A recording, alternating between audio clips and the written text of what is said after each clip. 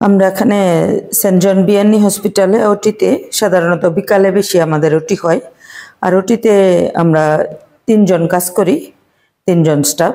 আমি ওটি ইনচার্জ আর আমার 2 জন কলিগ আছে। তাহলে আমরা ওটিতে আমাদের সব জিনিসপত্র প্রস্তুত থাকে যে কোনো সময় ওটির ইমার্জেন্সি ট্যাকেল দেওয়ার জন্য, রেগুলার ওটি মেনটেন করার জন্য সব ম্যানেজমেন্ট আমরা করে থাকি, ডাক্তারদের সঙ্গে সহযোগিতা করি। এবং ওটিতে রুগী এখনো পর্যন্ত আমাদের কোনো ইনফেকশন হয় না, কারণ আমরা যেভাবে যতটুকু প্রয়োজন আছে এগুলা আমাদের সব এই ডক্টররা যে কাপড় পরবে, তারপরে রুগীদের যে কাপড় ক্লথ ব্যবহার করব, ওটি ক্লথ আর ইনস্ট্রুমেন্ট, এগুলা সব এখানে অটোক্লেভ করা আছে। আর এইদিকে আমরা এগুলা ট্রলি ব্যবহার করি এই অপারেশন চলাকালীন বা ড্রেসিং এর সময়ে, যেটা অপারেশনের সময় ব্যবহার করতে হয়। আর এইদিকে আছে আমাদের সাকশন মেশিন, যেটা ওই ব্লাড বা ফ্লুইড এটা কালেকশন করার জন্য একটা কেস, যেটা আমরা মেডিসিনের জন্য ব্যবহার করি, ড্রাগের জন্য, ওটি ড্রাগের জন্য। ওটা সেভ করতে হয় একটা টেম্পারেচারে, তাহলে খোলা মেলায় রাখা যায় না। আমরা এটা খুব কেয়ারফুলি ব্যবহার করি, সব ধরনের ড্রাগ এখানে রাখা হয়। আর এটা হলো অ্যানাস্থেটিক মেশিন।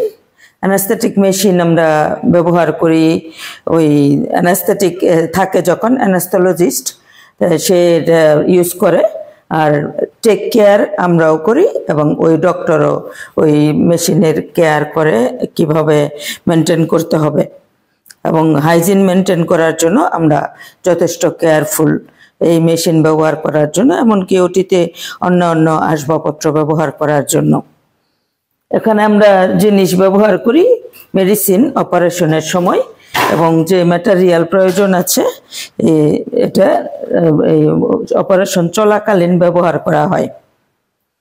আমাদের ডাইরেক্ট লাইন, অক্সিজেন লাইন আছে, যেটা ডাইরেক্টলি আমরা ইয়ে থেকে পেয়ে থাকি। আমাদের বিট প্রস্তুত করা হয়েছে অক্সিজেনের প্ল্যান্ট, ওই প্ল্যান্ট থেকে সারা হাসপাতালে এই ওটিতেও আমরা ডাইরেক্টলি ব্যবহার করি অক্সিজেন, নাইট্রাস যখন যে অপারেশনের জন্য প্রয়োজন হয়। এবং আমরা অপারেশন করি বিভিন্ন ওই major minor operation, general anaesthesia দেই, স্পাইনাল প্লাস লোকাল। আর এটা আমাদের অপারেশন চলাকালীন লাইট ব্যবহার করা হয়। এই লাইট আমরা যতটুকু প্রয়োজন ওইভাবে মেনটেনেন্স করা হয়। ওটির আগে এগুলা সব প্রস্তুত করা থাকে।